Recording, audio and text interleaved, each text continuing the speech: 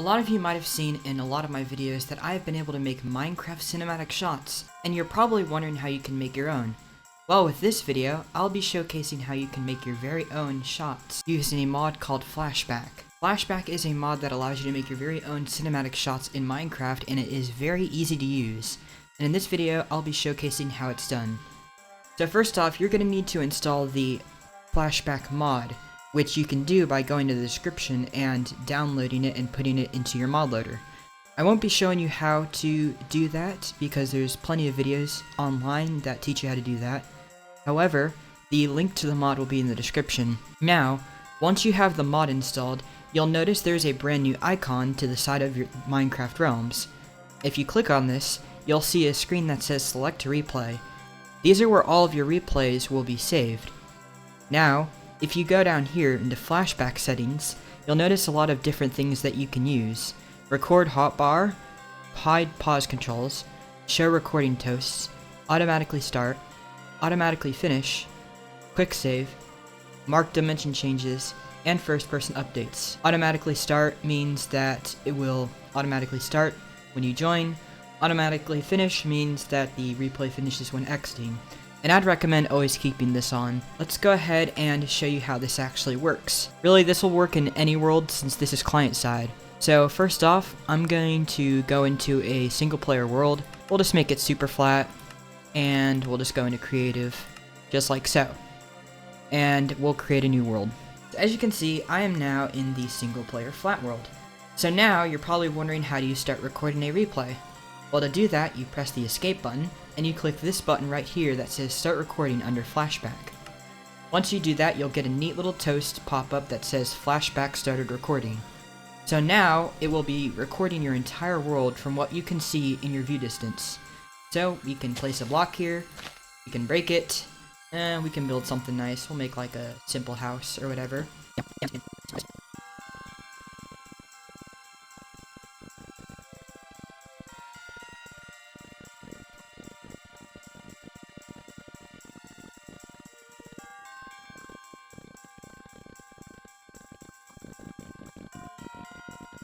And just like that, the house is finished.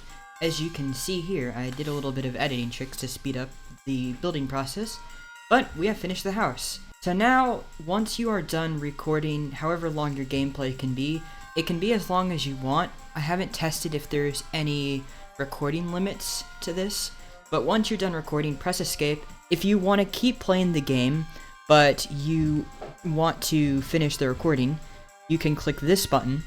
If you want to pause it, if you're doing something else that's not interesting in the recording, you can click pause recording.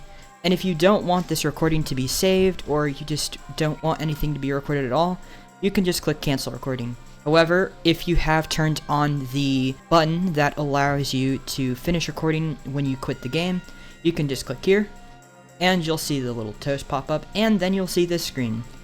So here you can replay the name to whatever you want. I'll just call it My Little House, just like so, and you'll click on this save replay button, and these will be saved in a brand new folder on your Minecraft instance folder called Flashback, where you can view replay files and such like that. Now that we're done, let's get into editing. So click on the little button here, and you'll notice that we now have a little thing here that says My Little House, which is the replay name. You can edit it if you want to change the name, you can combine it with other replays if you want, things like that, or you can delete it, and then of course you can open it into your little editor, and you'll get this nice little Premiere Pro styled editor that we'll use for the sake of making our little cinematic animation. So first, let's get into the cameras. If you click on add element, you'll notice the first option is a camera, so click on that. Now we have our camera here.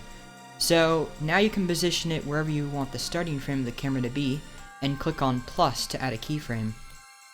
Then as you can see, whenever we press play, then it will always go to the first keyframe when we start the video. If we wanted to have a different position, we can do this, where you can move the starting frame a little bit further, and then if you want it to transition to that one, we can just add a keyframe here. And you'll notice that it moves to there. Pretty nice. Now let's get the camera to follow the player. So we'll delete this, and we'll still have this as our starting frame. However, we're going to wait a little bit, and then we're going to add a keyframe here. Now the reason as to why you want to have 2 keyframes is so you can have a little pause. Because if you add a keyframe where it's a different position other than the camera, then you'll notice that it doesn't actually hold here, it will instead go to that keyframe. And that's not what we want because our player is moving. So we're going to go like this, we'll press here, this will be our initial start keyframe, and then as it's following the player, we are going to add a keyframe, just like so. And we'll keep doing this for each frame that we follow the player. Or in case you want to go for a different position, you can. Or if you want to record something else other than the player, you can, as long as it's within the view distance. And also, if you lost the player, this is actually just spectator mode. So you can press a number on your keypad, press 1, and then press the player you want to teleport to that's in your render distance, and you'll find them again, just like so. So as you can see, we have our cameras following the player, so we'll just do this for a bit until we get to the house. Now as you can see, we're getting to the part where we're building the house. However, you might notice that, you know, when we play it, you'll notice that, isn't the building a bit slow, you know? I wish it would go faster. So, let's get into the time-lapse tool. If you click on Add Element, you'll notice there is a button called Time-Lapse. And this is where things get interesting, because you can really spice up what you can do here. So we're gonna go here, we'll have our camera going here, and as and then we'll start like a time lapse here once we start building to like here, but you can set it anywhere you want. And now we can just go ahead and as we're building this, we'll go to the one where we end building right there. Now we'll end the time lapse here. So we'll add a time lapse of, let's say, 30 seconds and click add. And now if we were to go ahead and replay it from where the time lapse was, you'll notice that they start to build fast, just like we want, because we want for it to be finished within 30 seconds. But let's say that's too slow, we still want it to finish faster. So we can fix that. Now what we can do is we'll go to the ending position where they're finished, which is right here, like so. And let's say we want them to finish in 10 seconds. We can put it in for 10 seconds, just like that. And so now if we go back to the keyframe where the time lapse started, you'll notice they start to build insanely fast. And we want the camera to like pan around as they're building this. So we will start with a camera frame right here, and you need to slowly move the cursor for this since they're building a bit fast.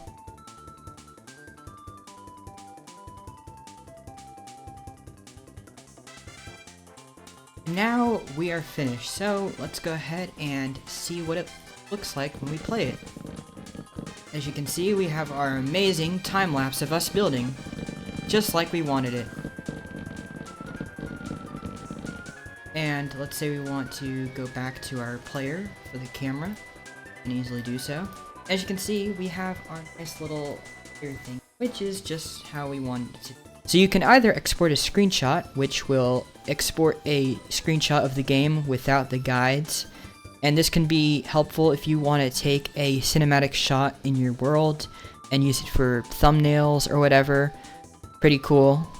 And then you have export video, which is used if you want to export your world. So as you can see, we have a bunch of different capture options here. You can set the resolution, you can set the start and end tick, as you can see, if you want it to loop at a specific one. You can change the frame rate if you want the world to run at a slower or faster frame rate. And there's also no GUI, which, you know, basically tries to only render the world. And then you also have video options. You can set the container to which one you want, although I recommend keeping it at MP4. The codec will change, the codec that it's using, I recommend keeping it the same. Encoder, again, recommend keeping it the same. All of these right here, you can keep this just the same. You don't have to mess with anything. Now, it should be noted that when you export a video, record audio will automatically be off. So if you want to record the audio, you click here, and it will record your game audio from the camera. As you can see, audio source camera. So basically wherever the camera is, that will be where it can hear the audio from, and you can even set to stereo if you want.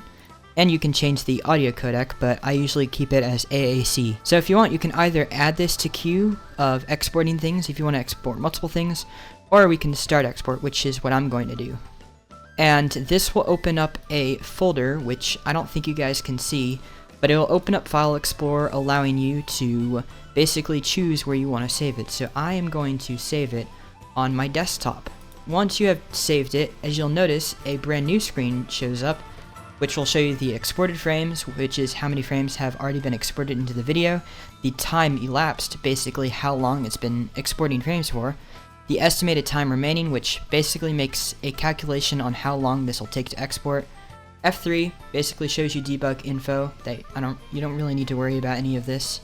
Escape, of course, will cancel it, and it also has a link to the Patreon because they put a lot of work into this, and you can show your support by going to the Patreon link here. So we'll just let this play for a bit. So as you can see, the export is finished, as you can see by this screen that says export finished. So now we can bring this into our editing software for editing. So now, as you can see, I have brought our little world into our editing software, and this will mainly be used if you want to crop it or add effects to it or things like that. If you want to go for a more cinematic look, I would recommend getting some black bars, which I actually happen to have on my SSD.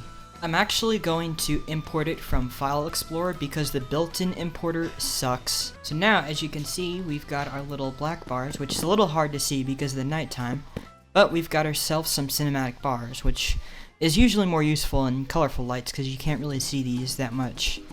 But we can use these for our little cinematic effect. So now we can go ahead and cut what we need to. Let's say we want this video to end here. We'll just go ahead and crop it to here, like so.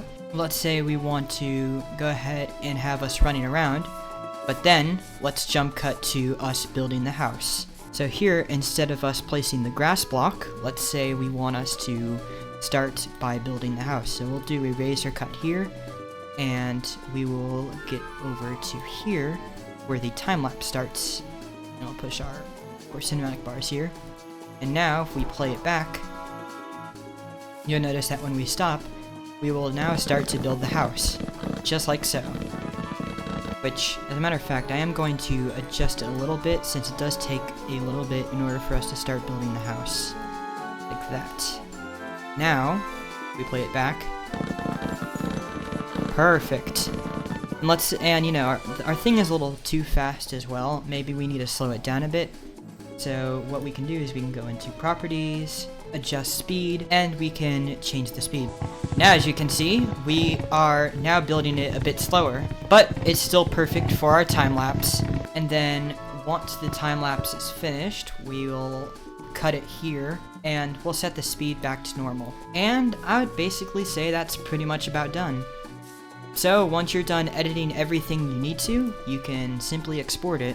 And once you have done that, you are basically finished. You have now made your very own Minecraft machinima, and you can feel free to do whatever you want with your new powers. Thank you all for watching, and have a good one.